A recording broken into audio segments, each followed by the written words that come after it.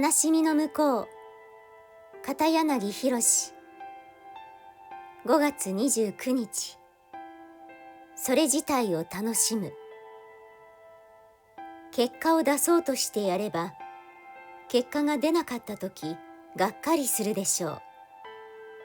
それをやりたいから、そうするのが楽しいからやっているなら、結果が出なくてもがっかりすることはありません。生きること、それ自体を楽しむことができますように。